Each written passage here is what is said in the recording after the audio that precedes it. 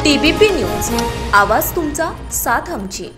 पुण्यात अजित पवार गटाला ठाकरे गटाने आणखी एक धक्का दिला। एकेकाळी महाराष्ट्र राज्य राष्ट्रवादी युवक काँग्रेसचे उपाध्यक्ष असलेले डॉक्टर शैलेश मोहिते पाटील यांनी आपल्या कार्यकर्त्यांसह तळेगाव दाभाडे येथे युवा सेनेचे अध्यक्ष आदित्य ठाकरे यांना उपस्थित शिवबंधन बांधत पक्षप्रवेश केला आहे। विशेषतः शैलेश मोहितेंच्या प्रवेशाने खेड तालुक्यात उद्धव ठाकरे गटाला ताकद प्राप्त होणार आहे।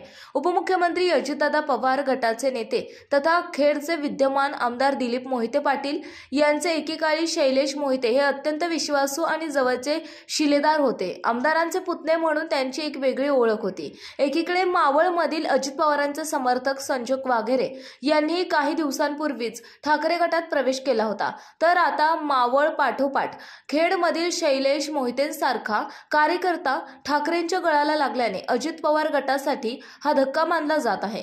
ठाकरे गटात प्रवेश केल्यानंतर शैलेश मोहिते म्हणाले, मी राष्ट्रवादी काँग्रेसचा 2 वर्षांपूर्वीच राजीनामा दिला आहे।